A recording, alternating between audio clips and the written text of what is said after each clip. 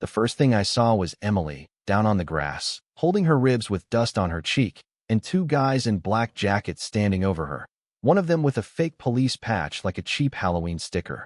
He'd just kicked her. Not a little nudge, but a full-on kick, the sound still echoing in the air like a slammed door. The tall one looked up at me, smirked, and said, "HOA compliance police, sir. Stay back." And maybe on another day, maybe in another story, I'd have stayed back, tried to talk, reason, but not today. You feel it when things turn. My focus went right to Emily. Always her first. She nodded at me, face brave but breath shaky. The big guy took a step my way, all swagger like he'd already won, but he hadn't. Not even close. I moved quick, hands sure, no shouting, no warning, twisted his wrist aside, pushed his shoulder down, simple as shutting a car door, and he hit the ground with a sound that would have made my old Navy instructor proud. His buddy reached for something at his belt, baton maybe, or just his own wounded pride, but I brushed his arm away, tapped his knee sideways, and he folded fast, thumping to the grass, just two groans and the patches on their jackets wrinkling up like price tags on a knockoff suit.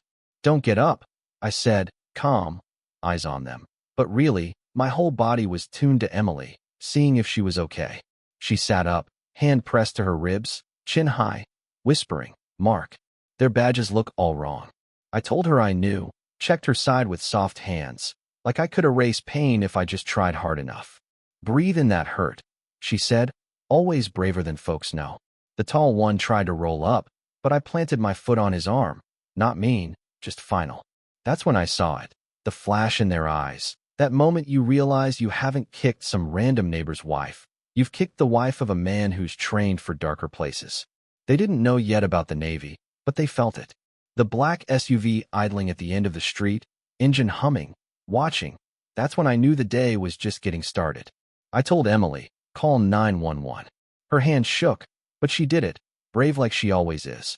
The tall guy tried one last bluff. "You're making a mistake, sir. We're special enforcement." "There's no such thing," I said. "And you just assaulted my wife." The SUV inched forward. The driver lifted a lazy hand. Parked, door opening. And right there, you know how a roller coaster pauses at the top. Your stomach tightens, you feel the drop coming. And it's not just this second. It's everything building up from weeks back, when kindness met pettiness on a street that used to feel friendly. See, it all started the day we moved in, thinking this would be the kind of place you borrow sugar and bring it back as cookies. Emily put out the welcome sign and a flag, made the porch feel safe, and we tried to be the neighbors you hope to have. First week, we got a letter, cream paper, fancy like a wedding invite. "Your trash can was visible at 2:17 p.m. Please comply with Rule 8C. We laughed, promised to roll it back quicker, because rules are fine if they respect people. Emily made banana bread, delivered it on smiley-faced napkins to the folks next door, even to Mr. James at the corner, who walked slow but had gentle eyes. When we got to his place, there was a red violation notice on his door. Porch rail chipped, grass too long. Emily offered banana bread, painted his railing, and drew little ducks on the lid. "Mr. J's Rail Rescue," she called it. We listened to his Navy stories, but kept our own folded up tight, the way you do with things that only come out in storms. Next letter, planter box unapproved, submit a form. Emily's daisies didn't fit their color scheme.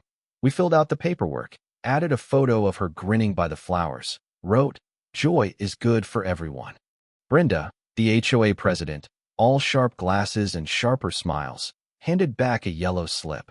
"Planter approved, but must be painted HOA sandstone within 7 days." "Sandstone," she said, like it was a threat. Emily shrugged, painted the box, kept the daisies. The dog that wandered onto our porch that night, Biscuit, we called him, made the house feel more alive, especially when a little girl named Chloe came running to claim him, hugs all around. Maybe that's why the next letter, stamped final warning in angry red, felt like a punch. Flag light too dim. Grass a 1/4 inch too tall. Planter 1 shade too warm. Fines will begin immediately. Emily blinked, reading it, and asked, "What's further enforcement?" I didn't know, but I went to the next HOA meeting. It was a circus, Brenda up front with her wooden gavel, neighbors in plastic chairs. I stood up, tried to suggest a volunteer day instead of fines. Help Mr. James, help each other, you know? Some nodded, but Brenda shut it down. Strict enforcement maintains property values. Emily tried kindness, but Brenda just wrote us off. Your yard is still out of compliance. We left, watched the ducks by the pond, and I could feel that we'd set a small fire, the kind that could warm a street or make enemies. The next morning, a frowny face was drawn on our planter. Petty, not funny. But we kept being ourselves. Brighter flag, sharper grass, paint matched exactly to the chip. Still, I started noticing a white sedan at the corner, a man taking pictures of mailboxes, a woman measuring Mrs. Rivera's garden gnome. That's when Mr. James pulled me aside. Some folks wear authority like a costume. Keep your head on a swivel. And then it turned. That afternoon, Emily was on the porch, watering the daisies, when two men in black jackets strode up. Compliance police, they said, shoving a fake ID so fast it could have been a grocery receipt. Cooperate, or we'll fine you. We can arrest for refusal. Emily stood her ground, still polite, but not moving. There's no arrest in the HOA rules. The tall one stepped forward, snarled, then kicked her, sent her sprawling, watering can rolling silver water across the grass. That's when I came home, saw my wife on the ground, saw those men, saw red. You know what I did? I stopped them, didn't enjoy it, but would do it again 1,000 times for Emily. As they groaned on the grass, the SUV rolled up, driver stepped out. Neat beard, neat suit, fake calm. Big misunderstanding here, he said. Let's relax. Emily, shaking, told him, your men kicked me. He tried to wave it off. We're just keeping standards. But there is no compliance police, and I wanted a real report. He called someone, not 911, turned away, eyes watching the street. In that moment, I remembered all the small things, the ducks, the banana bread, Mr. James's warning. Kindness isn't weakness, it's just strength in quiet shoes. Neighbors started appearing, Mrs. Rivera on her porch, Mr. Coleman, Mr. James steady at the driveway. We weren't alone. But then, out from the SUV, a third man, gray hoodie, a stun gun in his hand. He aimed it right at me. The other two fakes scrambled, giving him room. Alan, the suit, lifted his hand, but not at the thug, at me. Let's not do something we regret. But he wasn't talking to his guy. He was trying to talk me down.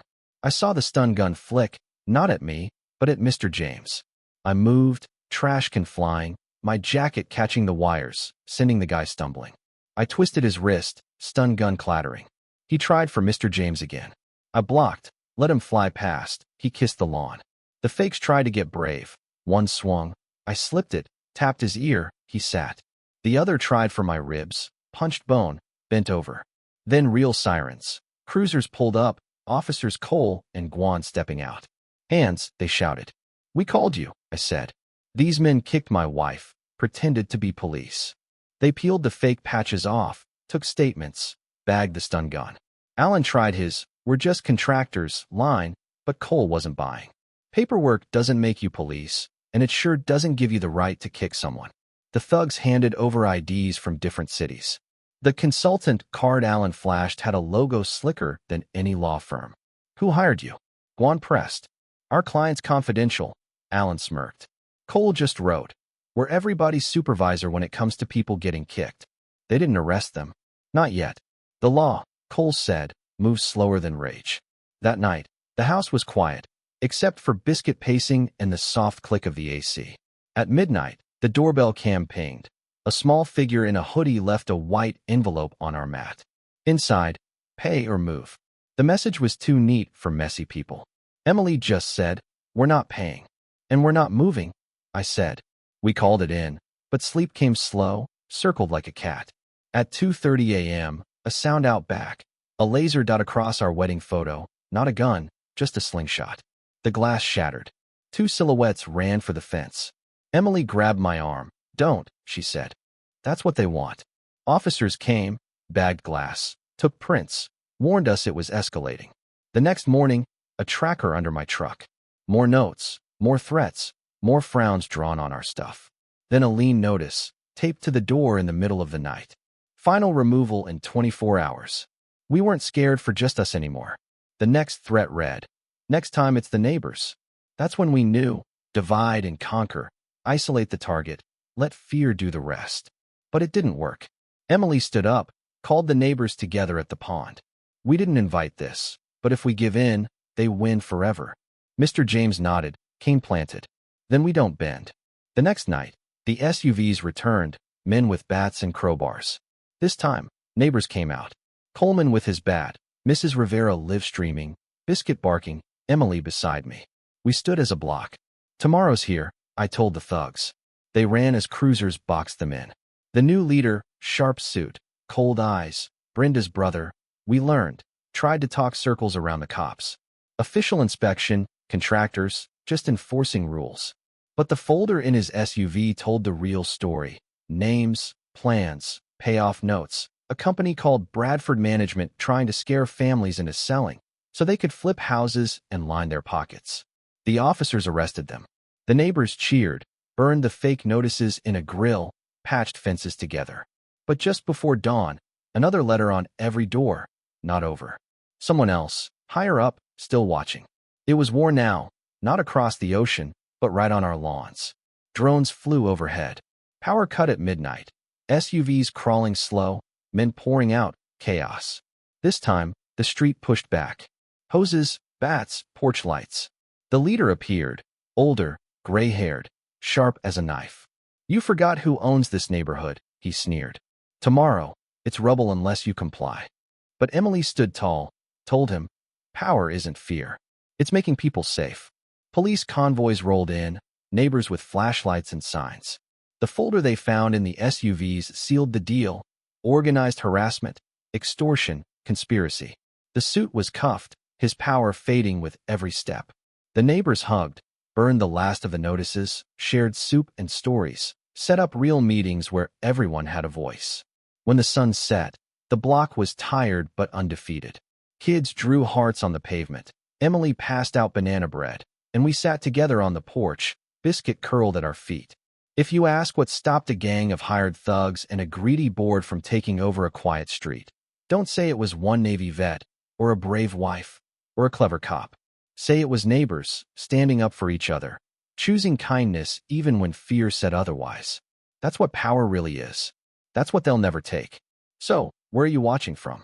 If this story got your heart going, if you've ever tangled with power, fear, or seen a good neighbor tested, drop your thoughts below.